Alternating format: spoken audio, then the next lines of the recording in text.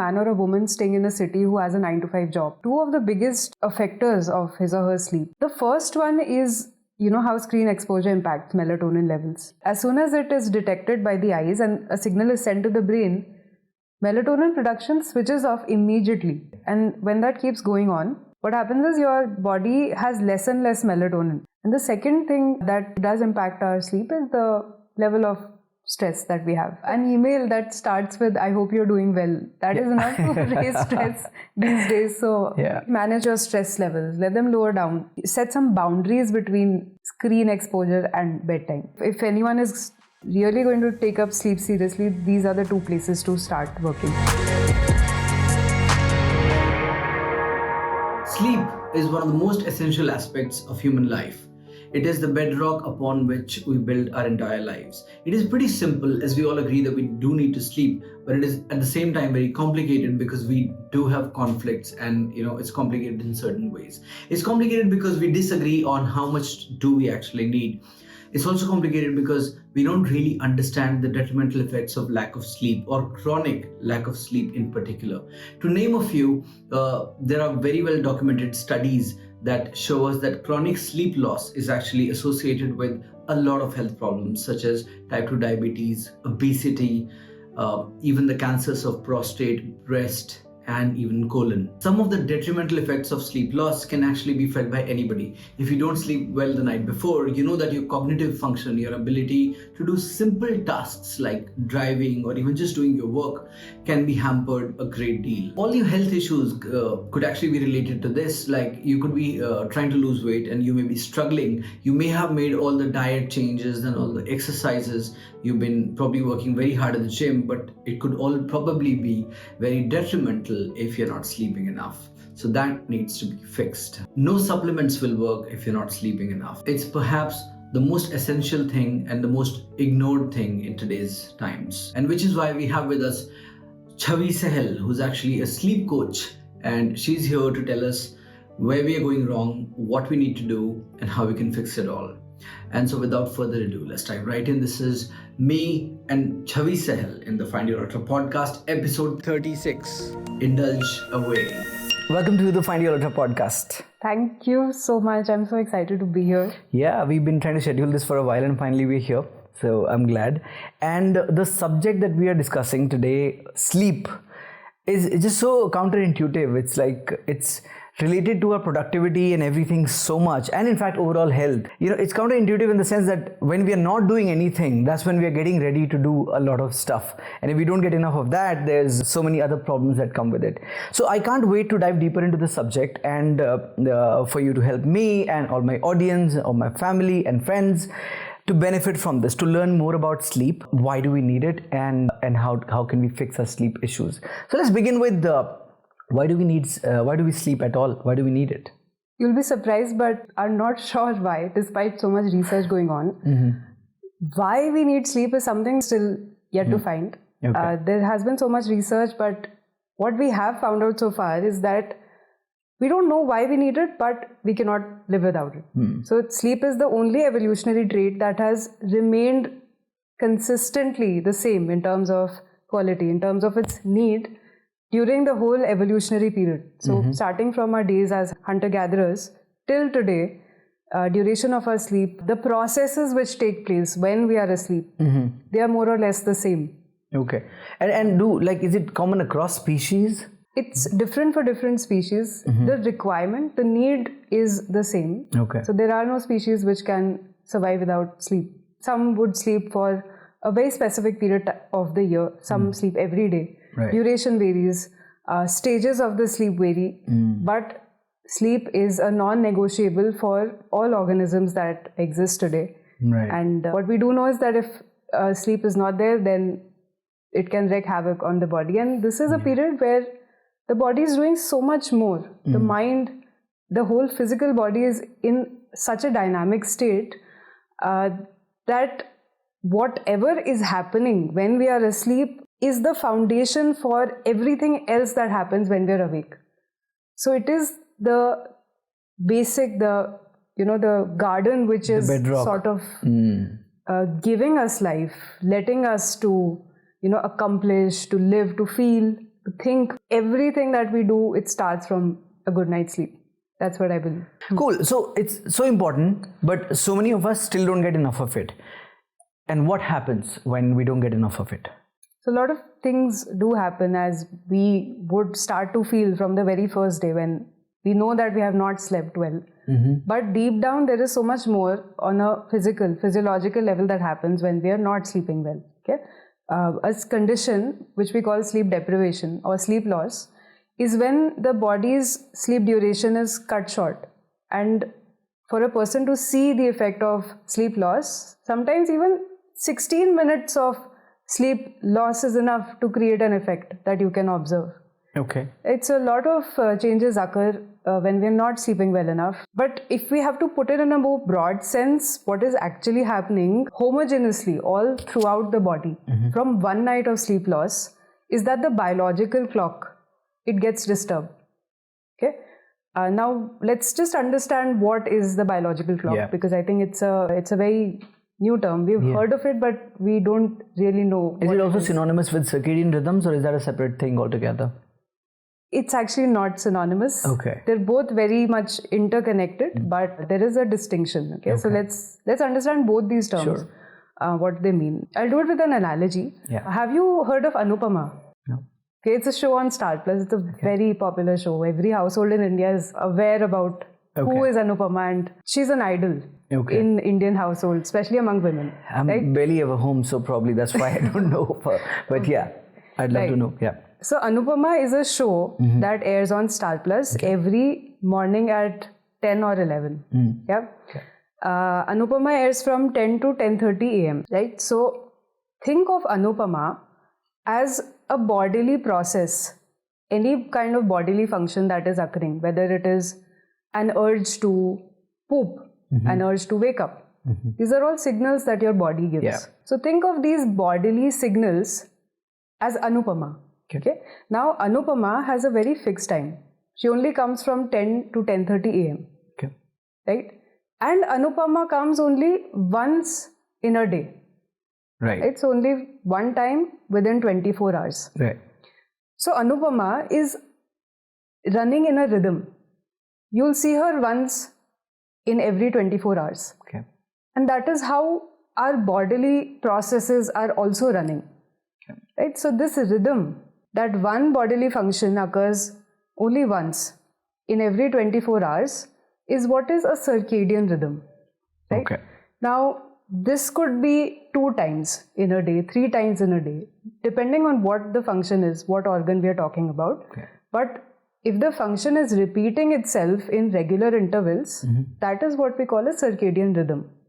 Right? So Anupama is coming once in every day, every 24 hours. She is also following a circadian rhythm when she shows up on Star Plus. Right. Right?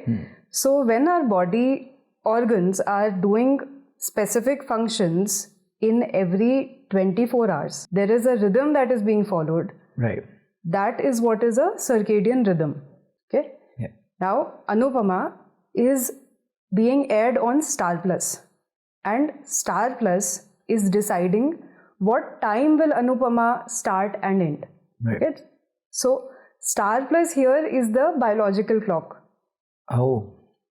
So, the biological clock is deciding the time of every function that is occurring within the body. Okay. Yeah.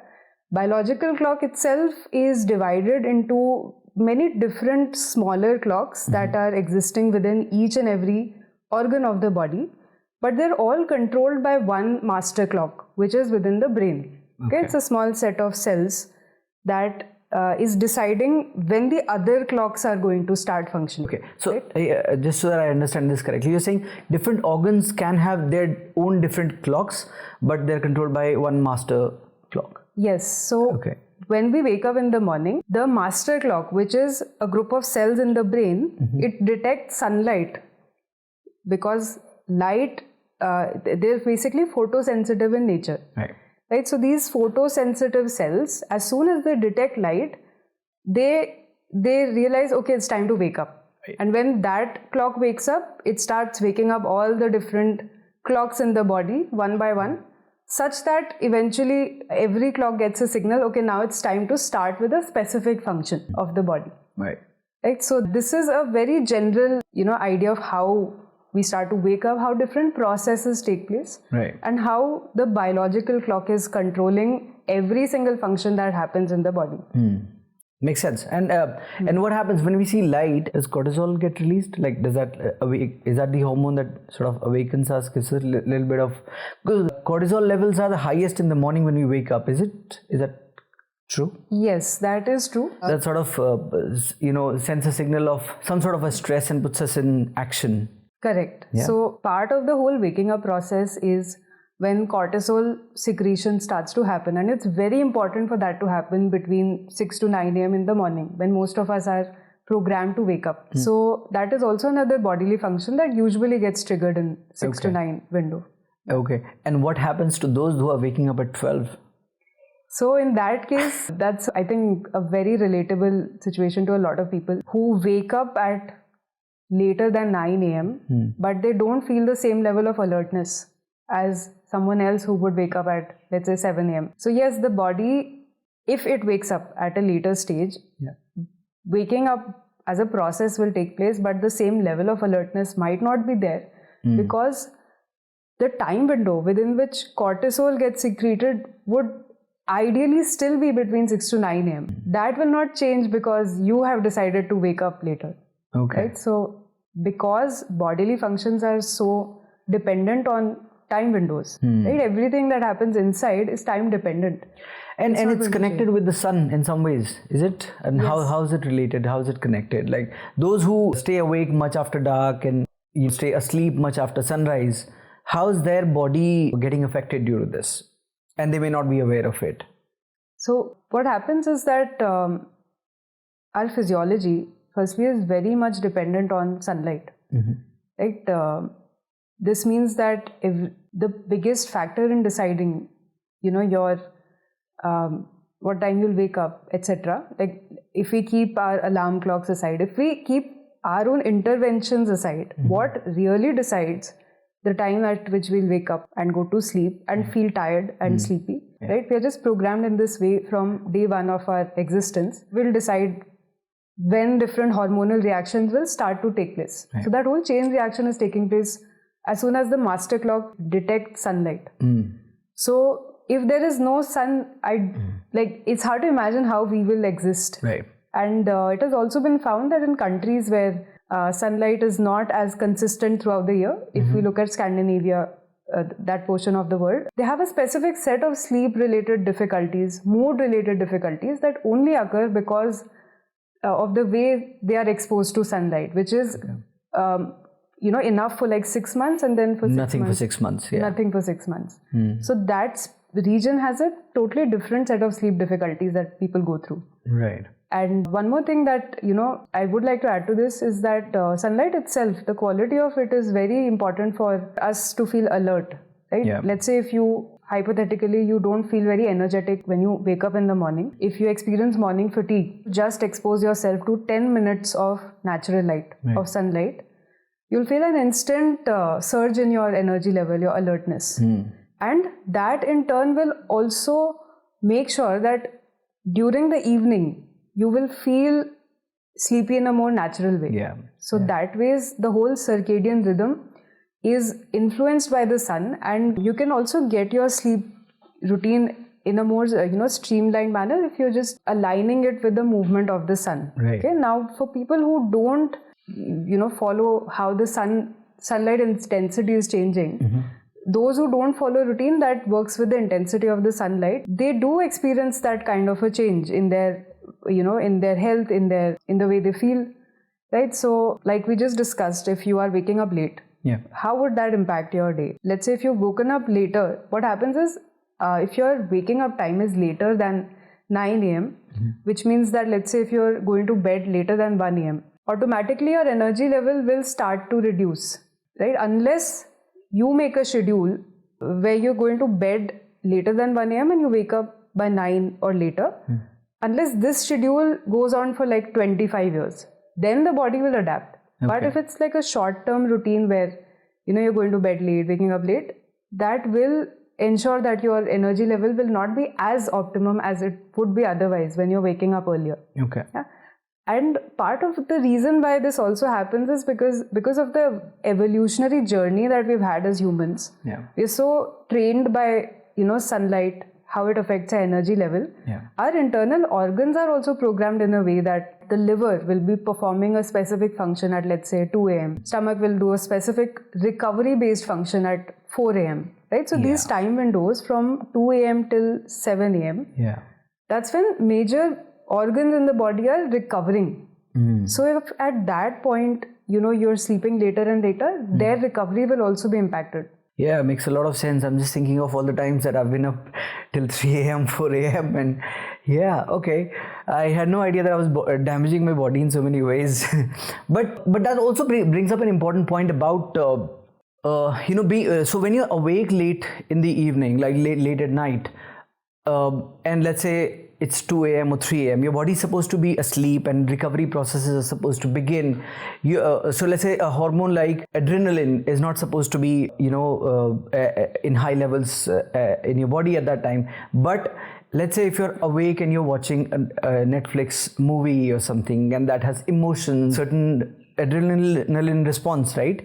And that makes you more alert, and that hampers the recovery process that was supposed to go on at that time. So instead of being fast asleep and in recovery at 2 a.m. or 3 a.m., you're instead experiencing a flow of hormones which are not supposed to be present at the time by exposing yourself to certain acts or certain situations late at night when you're not supposed to. So I think that's an important one. And the point about sunlight, our pal Andrew Huberman. So I call him my pal because we've been following him for a long time, a lot of my friends as well, and we love him. So and his key advice is this. He just keeps repeating himself about this.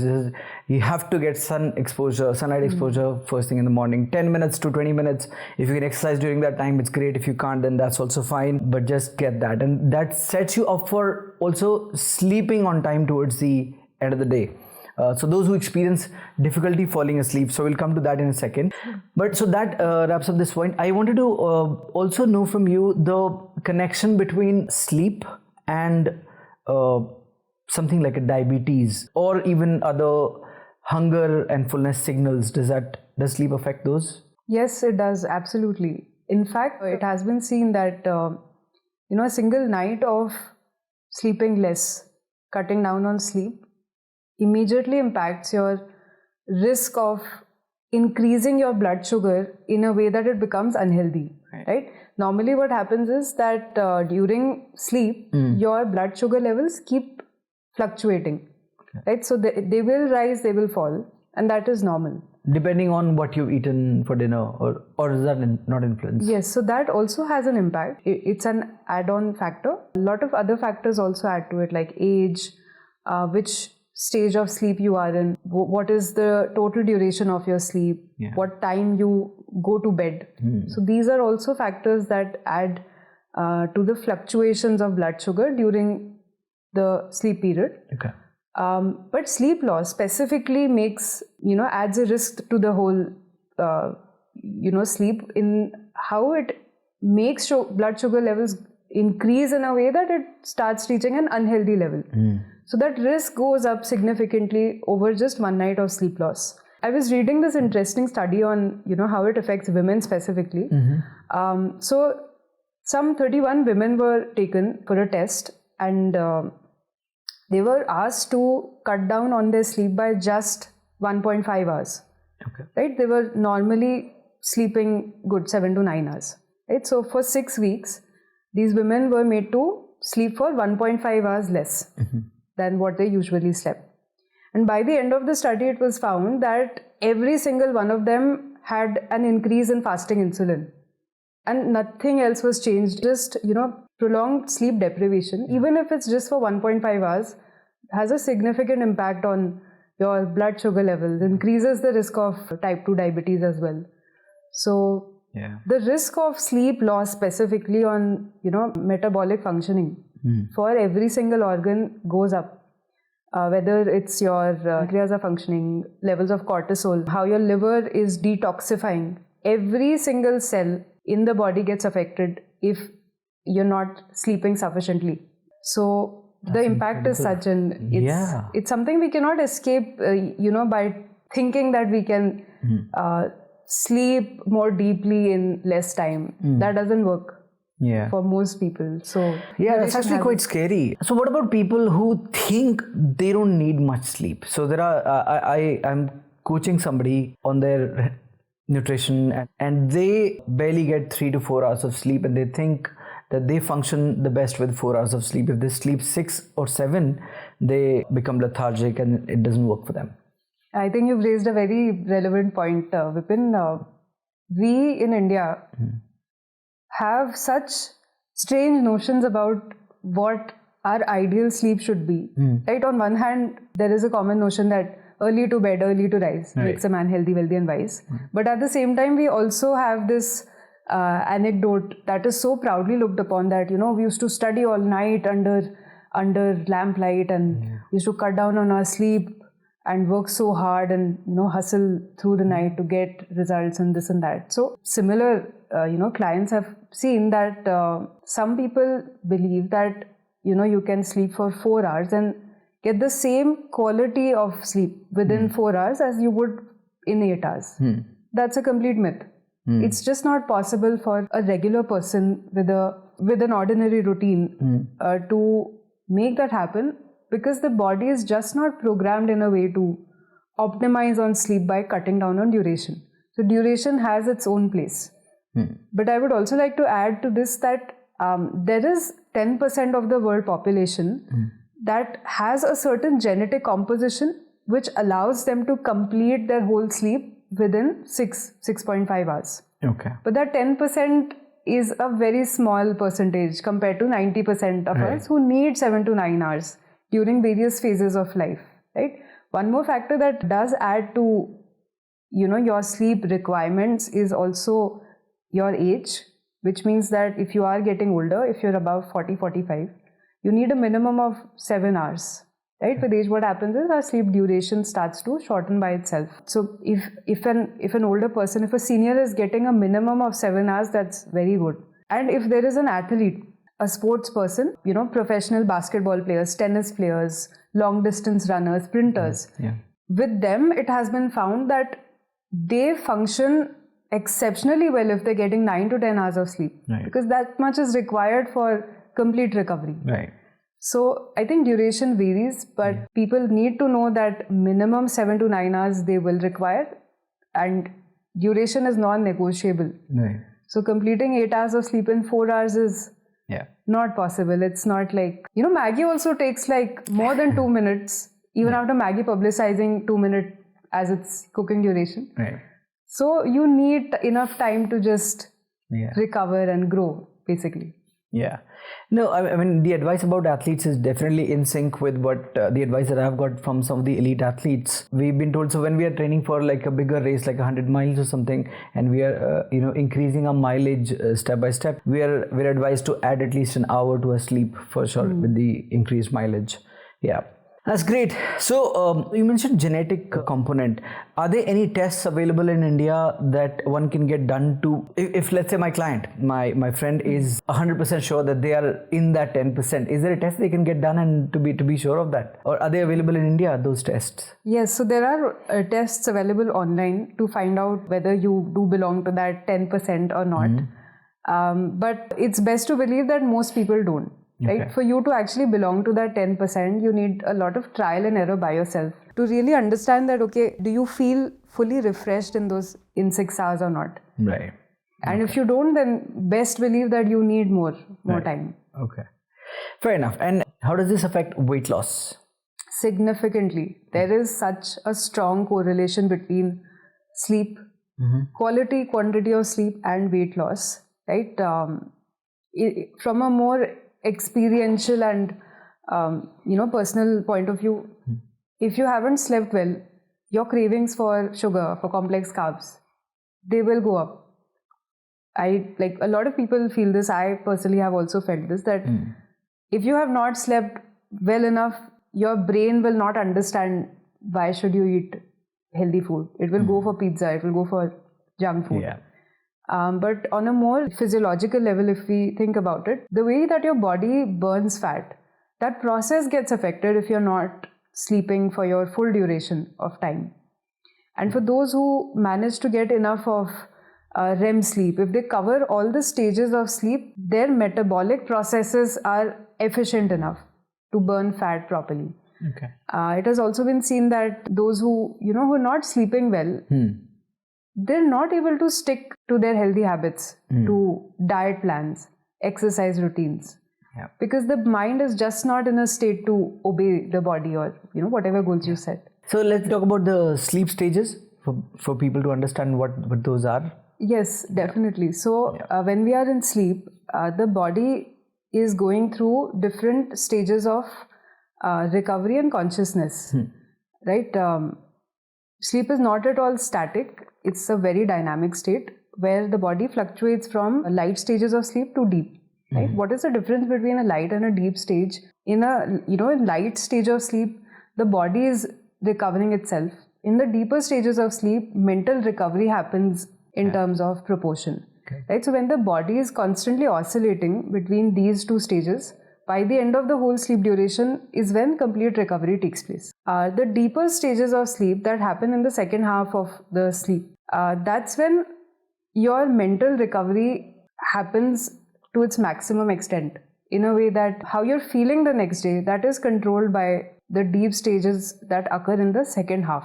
First half of your sleep, which is the first 2 or 3 hours, that's when physical recovery is occurring at a more prominent stage, in the sense that your muscles will be recovering, your body will start to unwind physically. The brain will not go into a very dynamic state, like you will not be having too many dreams in the light stages. Dreams occur in the REM. Yes, the deep stages of sleep, where REM, proportion of REM sleep is also. So REM is a part of deep sleep phase, or is that a separate phase? No, it's actually a part of the deep stages, the deep stage itself. This is a common misconception. People think that deep sleep is the same as REM sleep, but actually all stages of sleep have non-REM and REM as components. Okay. REM stands for rapid eye movement sleep, where the body is passive but the brain is active. Along with that, it's characterized by rapidly moving eyes. Dreams occur, and there's a lot of intercommunication between neurons that's occurring. Right. In the non-REM stage of sleep, that's when the body is more active in its recovery. So physically, there will be a lot of blood supply to your muscles, and toxins will be released from your physical body, from your bones, muscles surrounding those parts. Brain will be inactive, like not inactive but not as active, basically. So from light to deep sleep, what is changing is sleep and non-REM sleep. Light sleep mein non-REM will be more, REM will be less. Deep sleep mein REM sleep, the REM cycle will be more, and non-REM will be less, basically. Yeah. That's actually phenomenal, and it's amazing the way the body works, and I'm quite fascinated by this whole subject, and I'm glad I found you, because I really wanted to have this conversation with somebody in India, because we don't have the Hubermans of the world here, but at least I found somebody, because there's hardly anybody else talking about this. This is the bedrock of, like, understanding your sleep and fixing your sleep habit is the most fundamental thing that you need to do when you're doing, trying to bring about a change in your fitness habits and your, lose weight or get healthier. None of the supplements, nothing's going to ever work if your sleep isn't fixed, and it's not emphasized enough. In fact, while we're at talking about the REM sleep, I heard Andrew Huberman again talk about the REM stage. He says it also trains our reactions to things. So in REM, in REM stage, body is also training itself to not react all the time. How that happens is when you're asleep and you're dreaming about this, about something, you still have hormones that will make you want to act, but there's no adrenaline or the hormones that precede action. So आप experience कर रहे हो पर आप act नहीं कर रहे हो, because your body is sort of almost paralyzed. So those who have poor REM sleep tend to actually have poor impulse control and they tend to react to smallest of things more than those who have good amount of REM sleep. So that's how important this entire thing is. So let us talk about Can I just add a small point here? Yes, please. So I think you're absolutely right, and one space where REM sleep really adds changes us as human beings is in the way it helps us regulate our mood, right? So one very major reason why humans need REM sleep is because it helps in processing trauma, right? For people who've experienced PTSD or are going through a mental health disorder, what REM sleep helps them is that, let's say if they have a certain memory which is, the cause of, one place where REM sleep is extremely pivotal in helping us to regulate our mood is in how it helps us to process trauma, right? So let's say if, there's a person who's had an experience of PTSD or is currently experiencing a mental health disorder, if he or she has a certain traumatic memory, what REM sleep helps him or her is in removing the negative emotion that is associated with the memory. Wow. Right? So let's say a person has been injured. If he or she is sleeping well enough, getting enough of REM sleep, he'll be able to look at it as an incident as objectively as is possible without associating it with an emotion of hurt or any other negative emotion. So that's where REM sleep is essential and most important to make sure that as human beings we are, we are happy. For those who are looking for happiness in the world, I think you can find it in your REM sleep, and if you just manage to, bring your sleep into a regular routine, that's the most short source of happiness according to me. Right. No, fabulous. Great. So let's talk about the impact of exercise on sleep. A lot of people have experienced disturbed sleep if they work out in the evenings. Is that correlated, or is that's just an anecdotal experience of some people, or what do you think, how they're related? I think that one aspect that links exercise to... So let me frame the question again. So दो पहलू हैं इसके, है ना? One is exercise can probably help improve your sleep, and the other is if you're working out, and there are certain kinds of workout and certain ways of working out, certain times of working out that could probably have an adverse impact on your sleep.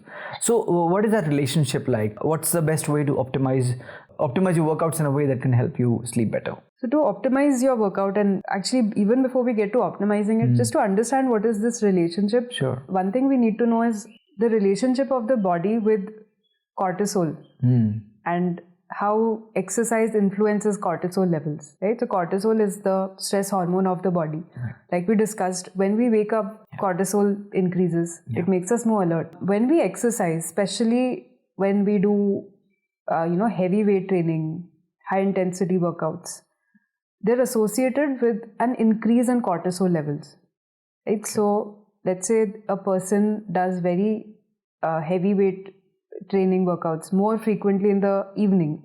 His or her cortisol is going to go up in a way that it might interfere with the sleep processes which are inducing sleep. Right? So that ways, if you are into types of exercises which increase cortisol, and if these exercises occur in the evening, late evening, 7 p.m., 8 p.m., later than that, then there is a real risk of your body having so much cortisol within that it can affect your sleep and your ability to fall asleep.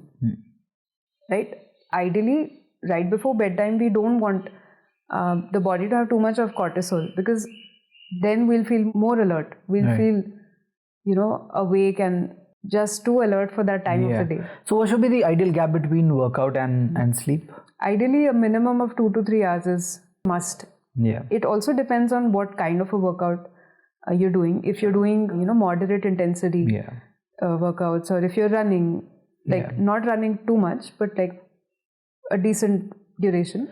Yeah, it also depends on your fitness levels actually, because for somebody 10k run might be easy and you might recover from it pretty quickly depending on how fit you are, and for somebody who's never done this much or this fast, will probably take a few hours. Their heart rate is going to be higher for longer, and they'll probably take longer time to recover from that. In that case, the sleep is bound to get affected.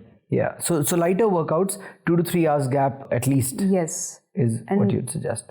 Yes, and I do agree with you that how well the person has adapted to a certain exercise also does decide how much of hormone will be within the body. Right?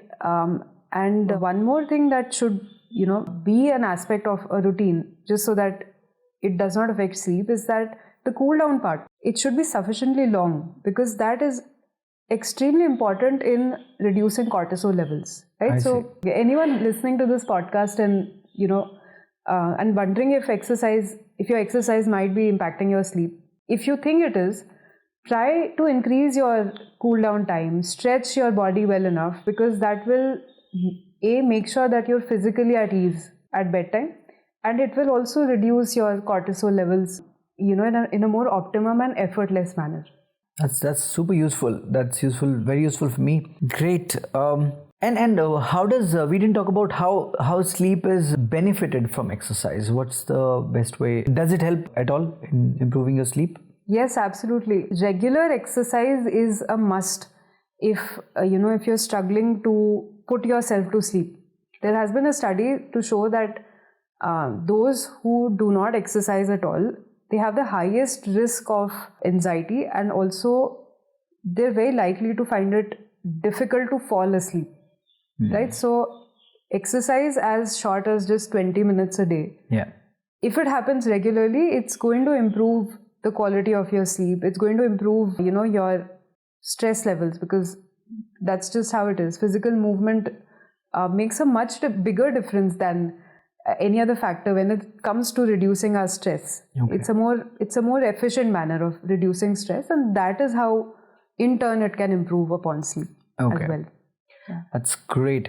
Let's quickly understand better the two types of insomnia, or is it one type and I don't know much, you'll tell me. So one is the kind of difficulty falling asleep, and the other kind is people who fall asleep easily but they wake up and then they find it very difficult to fall asleep again. What are these two types and why do they happen and what can be done about it? Both these instances are a part of what we call as short-term insomnia. Okay, I'll just give you a brief about different types majorly. Okay. Right, so two types of experiences with insomnia include acute insomnia and chronic insomnia. If a person has been experiencing a difficulty in falling asleep, or he or she wakes up in the middle of the night but is unable to fall back asleep, or wakes up prematurely, all of these instances are a part of insomnia. And if a person is experiencing these symptoms more than 3 times a week, and this has been going on for or more than that, he or she is likely to, have insomnia, or is at a high risk of getting acute insomnia.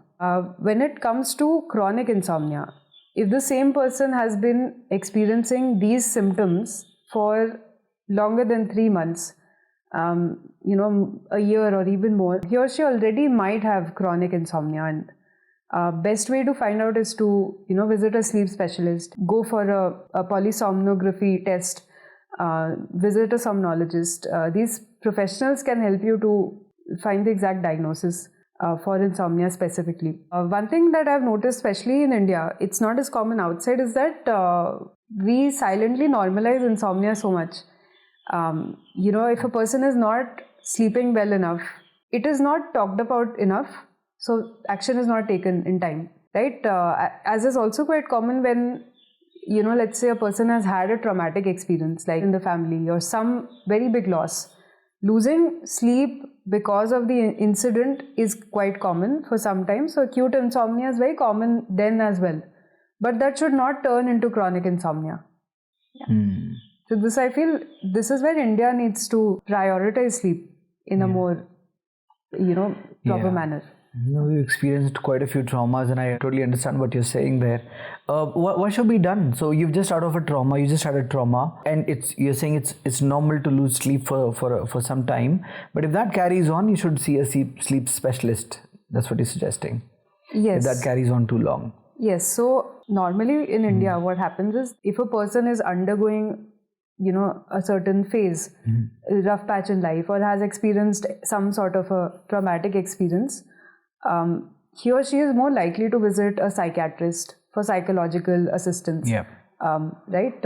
One thing that nobody really touches upon is that even when you go through a psychiatric treatment, the medication that gets prescribed, that too can affect sleep. Right? So one thing that can be talk to your psychiatrist or your psychologist about any ill effects of the medication on your sleep. No, so about somebody's experienced trauma and they're just getting out of it, and if they're experiencing sleep issues, what should they be doing? They should go to a sleep specialist, is what I asked. So you said, when somebody experiences trauma, they usually go to a psychiatrist, and the medications that are prescribed usually have an impact on your sleep.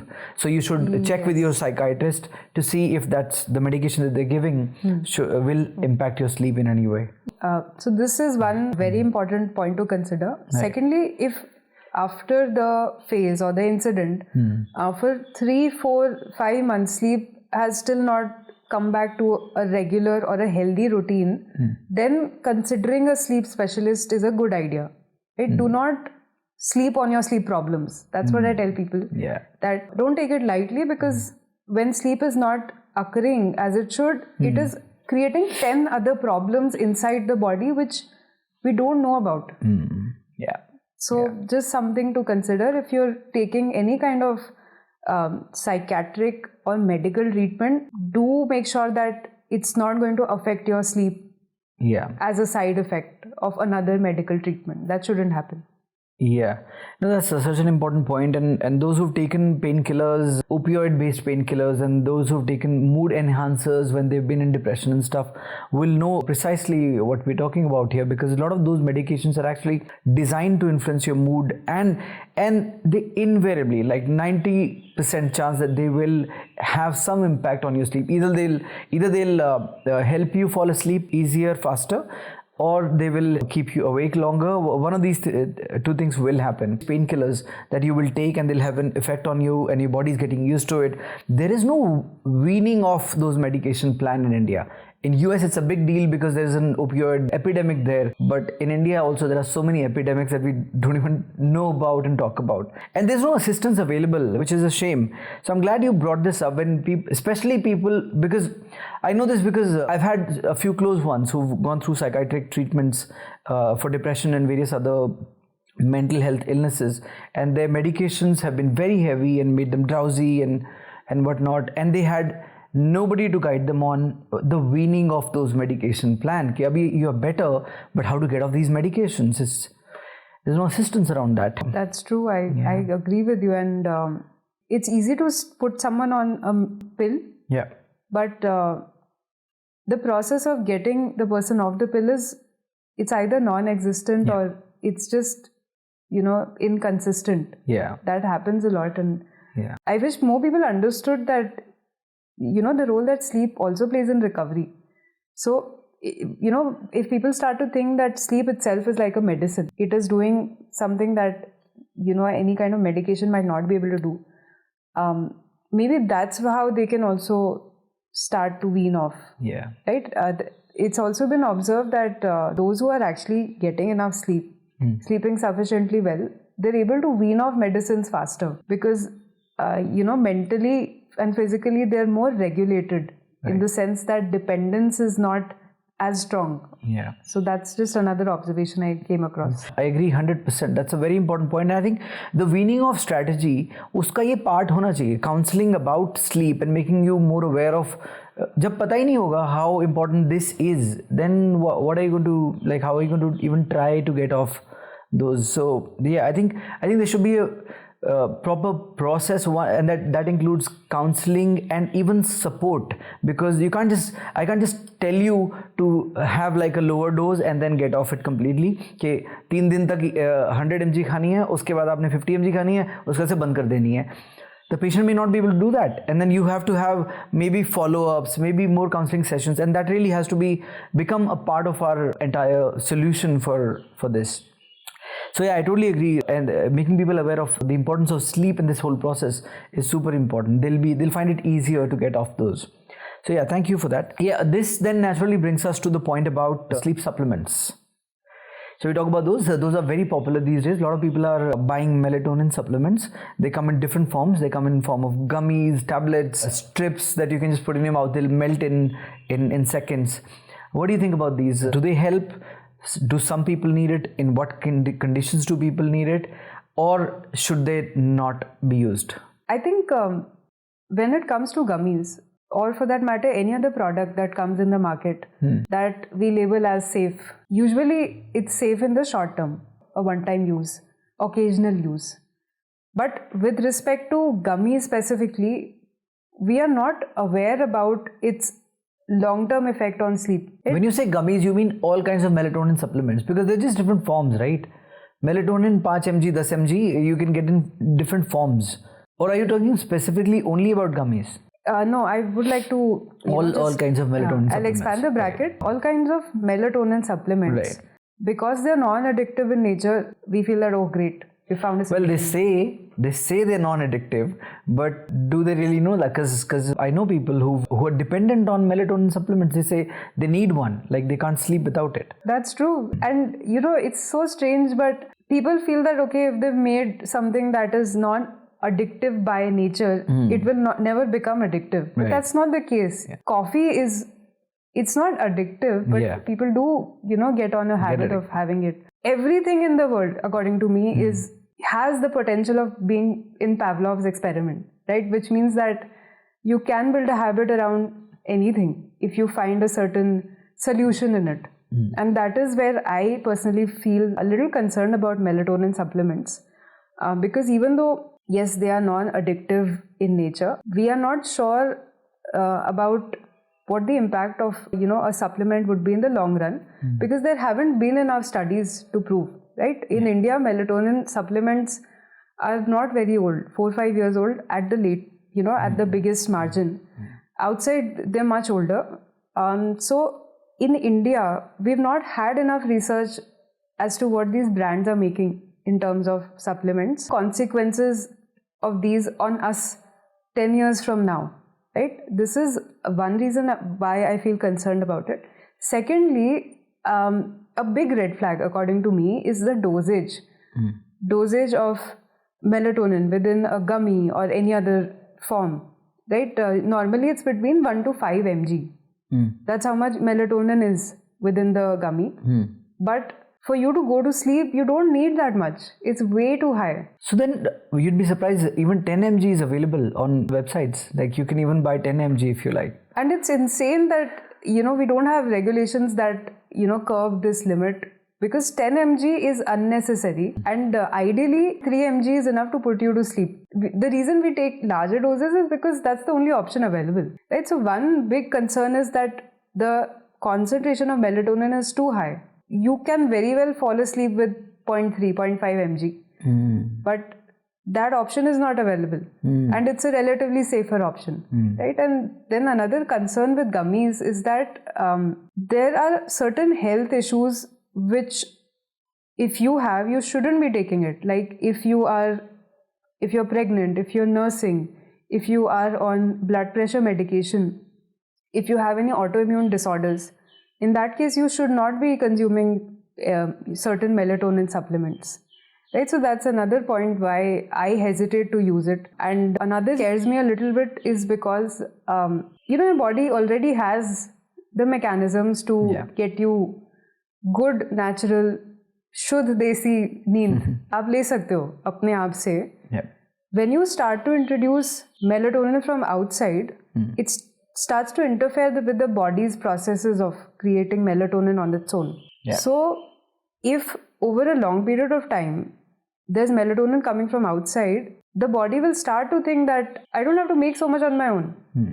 So that is a big risk that comes with melatonin supplements, is that even though they are non-addictive, but they can create a condition within us that makes us think, oh, we cannot live without it. So that is a big risk, and I think it has already started to happen in India with the way that I see my clients or other people consume melatonin left, right, center. That oh, neend nahi aa rahi, just pop a gummy. That is, it's like a very risky situation, because that itself could eventually lead to a pandemic of insomnia itself. But I'm just exaggerating that. I really don't think you are. And in fact, I think this is not emphasized enough. I think it's even bigger than that, because this just goes under the carpet. It never gets discussed.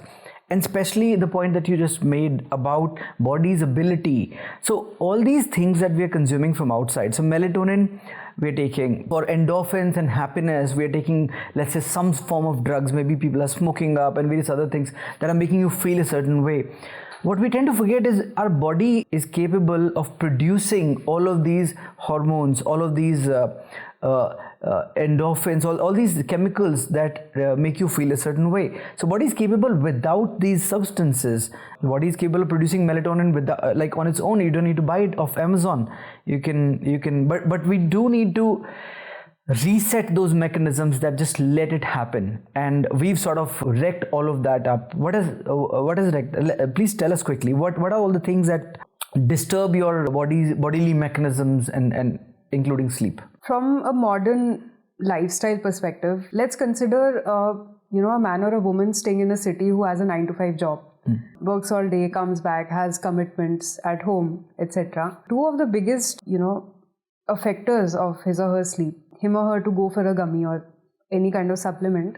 The first one is how screen exposure impacts melatonin levels, right? The effect of screen light, basically light that comes from any device, is that as soon as it is detected by the eyes and a signal is sent to the brain, melatonin production switches off immediately. Wow. Like it just cuts out that production. And when that keeps going on, what happens is your body has less and less melatonin. So when this phenomena of light exposure happening at later times in the night, it starts to occur every day, your melatonin production starts to get more and more delayed.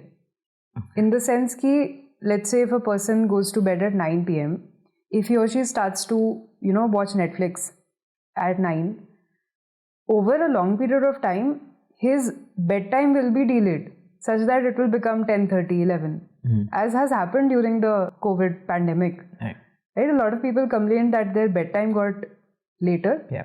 I mean, it's not just because they were watching Netflix, but because of work also. Our whole work schedule changed.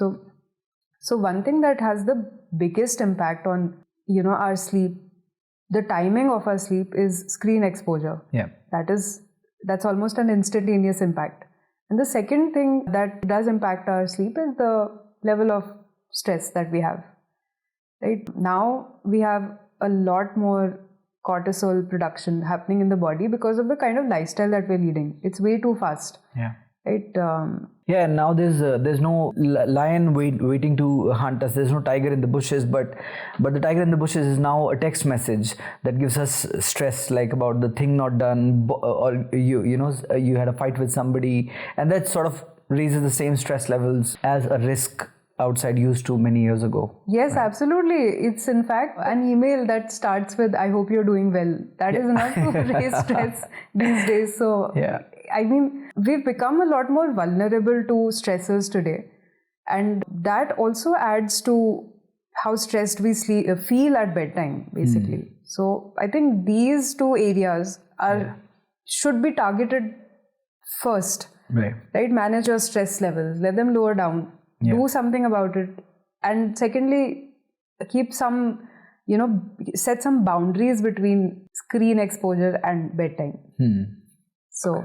Yeah, I think if anyone is really going to take up sleep seriously, these are the two places to start working. Okay.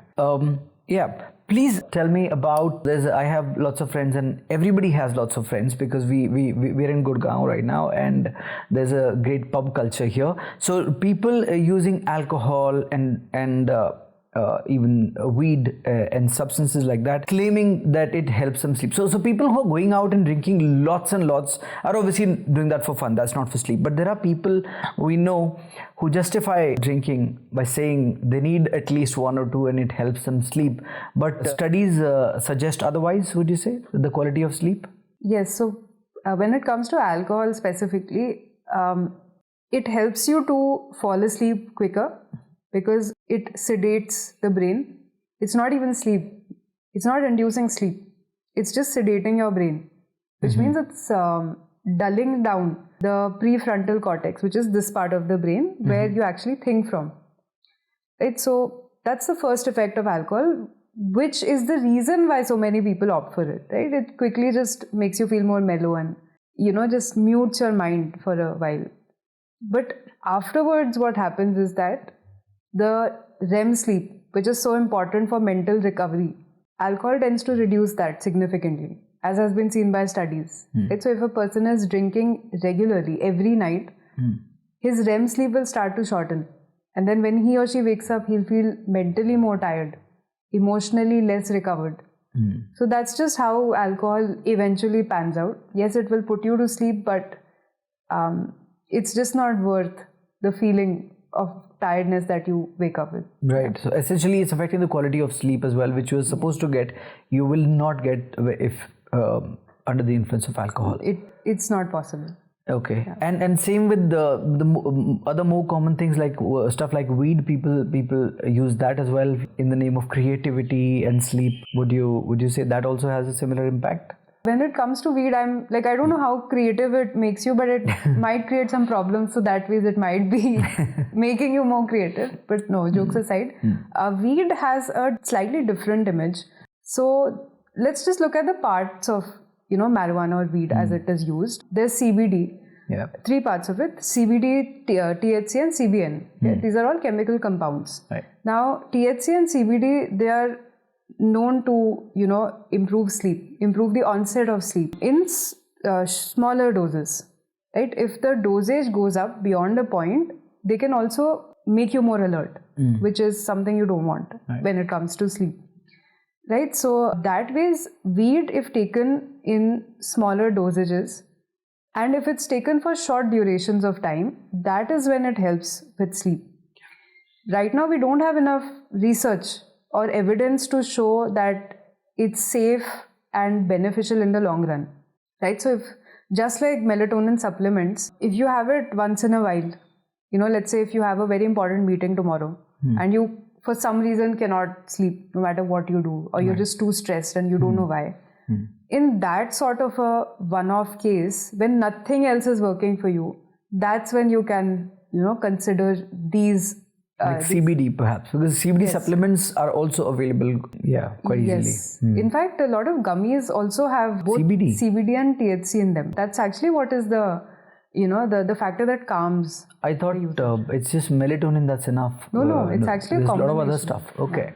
And with so CBD, and there's one more kind of supplement that is advertised a lot these days and people don't know much about it. And it's spoken highly of by some people, some podcasters. Joe Rogan talks about it. Shrooms. So functional shrooms are available in India as well now. There's this brand that I wouldn't take the name, but I ordered. So it comes in it's a coffee, decaffeinated coffee, and it comes in different variants. And some are supposed to help you focus for meetings and stuff like that. So there's a variant that helps you sleep. It sort of puts you to sleep. I ordered that. Works pretty well, but I don't like. The only question again I had is there are no long-term impact studies. And would you know much about shrooms?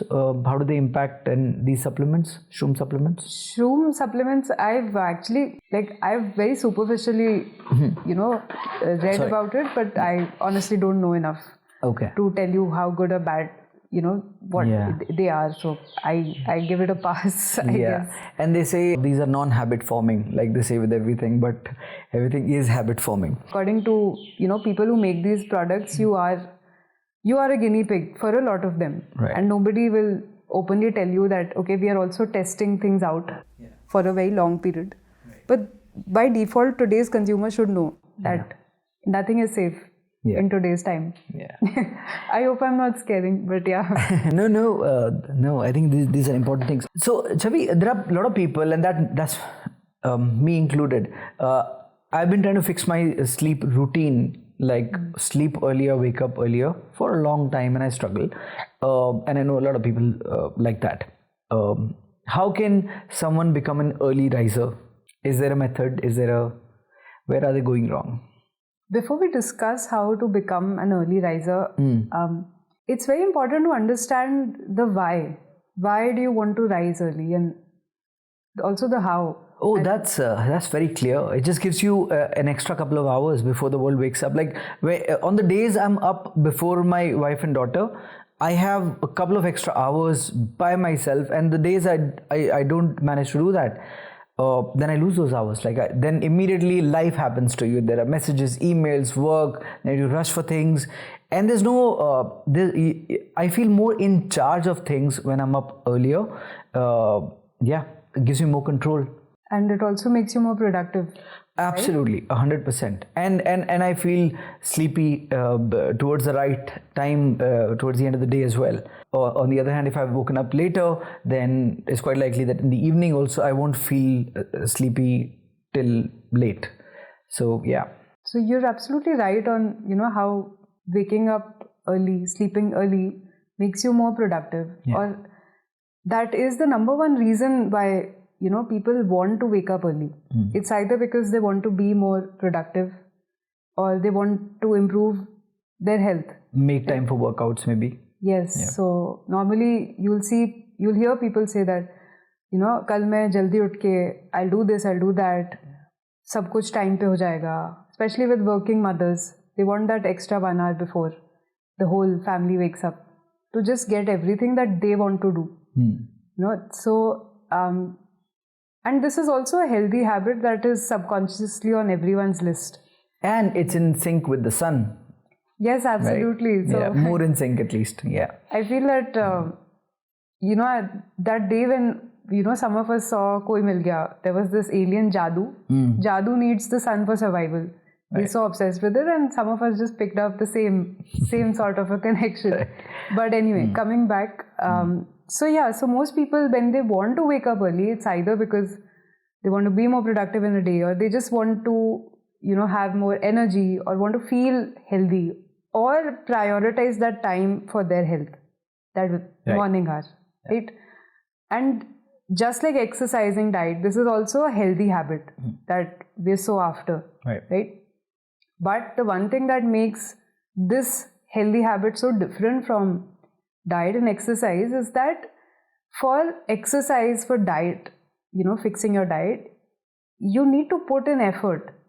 You need to take some action, right? So for a person who is trained, conditioned by society to, put effort into achieving something, when it comes to sleep, that's why you don't have to put effort. In fact, you have to withdraw it. Right. So for a person who is so used to, hustling, putting effort into everything, because that's what we're trained to believe, that if you don't put in the work, you don't get results. When it comes to sleep, the brain gets confused that, okay, after putting in so much effort throughout the day, how do I withdraw it?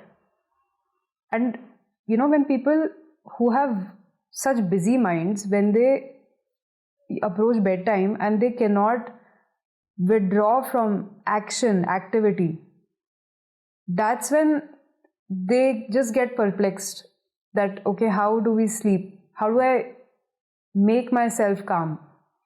So this is one challenge that a lot of people face, is that just not putting in effort is a bigger problem today than putting in efforts. Right. And for some reasons, today in India, we have also started to associate productivity with action. Productivity will not be associated with rest in the same way. Rest is just never the same. Yeah. It's never on the same pedestal as activity and efforts. The most recent debate about the 70 hours. Yes, absolutely. So I think if we look at Ori from Bollywood and Mr. Narayan Murthy, we need to find a balance between the two in our personalities, that in a way that we are able to work our best, but we are also able to detach with just as much ease. So if you are trying to wake up early, you need detachment, and that detachment in itself is a skill, right? Just the way that running is a skill, learning a new language is a skill. Today, rest is a skill. Sleep is also a skill. Yeah, that's amazing to hear, and so counterintuitive. Like, how could that be a skill? But in today's times, it definitely is. Please tell us how can one go about building this skill and mastering it in 2024? So few places where you can start. Firstly is by just establishing boundaries in terms of our time, right? You have to fix a certain 90-minute boundary, a certain time within which you know that you will be going to sleep, right? That is the most crucial part of really changing your sleep and bringing some discipline in the whole of your day, right? So allocate a certain 90-minute window. It could be 10 p.m. to 11:30 p.m. Any such similar time windows till before 1 a.m. Okay. 1 के बाद बहुत late हो जाते हैं, right? Then your recovery will not be optimum. So in your opinion, nobody, if they can afford to, nobody should be sleeping beyond 1 a.m. Ideally, yes. Right. If a person does not have a night shift job, is not working US hours or right. As a regular job, then ideally sleeping after 1 a.m. is not recommended because most of your metabolic organs, liver, pancreas, intestine, they're all recovering after 1 a.m. And for their recovery also, they need you to be in sleep. So sleep is a crucial aspect for recovery of the organs. So that does not happen if you are awake after 1, basically. Right. So I think setting that time boundary is very important. Fixing that 90-minute window, that's the first place. Secondly, 30 minutes prior to your decided time of sleep, you'll have to give up on using a screen, which is the hardest thing in the world for people today. 30 minutes you think is enough? Okay. It is enough. In some cases, a longer duration is important, like, keep the phone aside for an hour, etc. But in most cases, just 30 minutes, before your bedtime, if you're not using your phone, and if you do that consistently, it's going to compound in a way that you will start to fall asleep in 30 minutes without using any supplements or... So 30 minutes is like the non-negotiable, is what you think? Yes, it's the minimum time that you must be without, your screens, without any triggers of stress. And just, unwinding in whatever way works for you. It could be reading, it could be meditating, it could, not just these not just these relaxing activities, but anything engaging enough, like a podcast. Like you could listen to Vipin's podcast, or you could, paint, or you just do anything that keeps you engaged. Right? So this another very common concern that comes up is that, okay, if I don't look at my phone before I go to bed, what do I do? Right? So you don't have to meditate only. That's not the only option. You just have to keep your mind occupied in a way that after 30 minutes, it feels tired and you physically feel relaxed enough. That's the only thing that is required from these activities. I've used Headspace meditation, of course, quite a bit, but also Headspace has sleep music. And I've found that to be remarkably useful in certain cases, especially when I wake up in the middle of the night sometime and find it very difficult to sleep again. I put that sleep music on. It's different kinds, and they also have sleep casts, which is, somebody telling you stories and them putting. So I haven't found that very useful, but it may work for some people. But sleep music has something that, puts you off to sleep. Just one of the tools available without any medication. So what would you suggest are some of the habits or routines people should look to build in 2024 to, have improve their quality of sleep and in turn productivity? I think if you look at an Indian context, the first place, the first priority on your list, if you're looking for a, improvement in your health holistically, is to just make sure that your sleep duration is not too short. Okay? This is the number one problem in India, is that we will be sleeping for fewer hours, but without complaining about it. So I think every single Indian who comes across this podcast also, make sure that your sleep does not go, lower than 7 hours. Normalize sleeping enough. So that's the first place. The reason I say this is because a lot of people don't prioritize duration of sleep. Right? That's the first thing. And secondly, the time at which you're going to bed, you have to fix it. That consistency in your bedtime in the bedtime window, as we discussed, is also non-negotiable if you're serious about improving health. Right? And that in turn is not just going to pay off in terms of sleep quality, but also in terms of your digestion, overall fitness. In fact, for women who are looking to, let's say, conceive, even in fertility, it has been found that just a regular sleep schedule increases your chances of conceiving. So any kind of health goal that is being set for 2024, best place to start is sleep.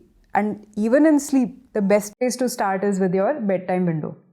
I always tell this to my clients that instead of setting an alarm to wake up, set an alarm to go to bed. Yeah. And you'll wake up on time. Right. So that summarizes it from my side. Wonderful. And you're a sleep coach. There aren't too many of this profession. If somebody needs help despite everything, because people are waking up to the fact that sleep is paramount and it is super important for all kinds of goals. So they, might need some help with it. So if somebody wants to get in touch with you, where can they find you? What does your coaching process look like? Would you want to tell us a little bit about that? Yes. So sleep coaching is a very new field in India. It helps people who are not experiencing a sleep disorder, but those who are at a risk of it because of a certain lifestyle that they're living. Right? So as a sleep coach, I work with my clients to help them improve their lifestyle, which naturally improves their sleep without using any supplements or pills. Okay. As a field, it's completely non-medical, non-therapeutic. The approach is completely proactive. And we're not just looking for a band-aid solution to just put you to sleep. We want you to sleep your best by yourself without relying on anything in the world. And that is what we strive to do with the Indian Sleep Coach. As far as the whole, getting in touch aspect is, I am available on all social media platforms. My name is the Indian Sleep Coach. It's the same for the website. It's theindiansleepcoach.com. Okay. You can find me on email at hello@theindiansleepcoach. So yeah, pretty simple. Wonderful. Thank you so much. Thank you so much for talking about such an important subject. I've really enjoyed this conversation and I am all set to fix my sleep in 2024. Thank you. Thank you so much, Bipin. It was wonderful. Thank you. Thank you.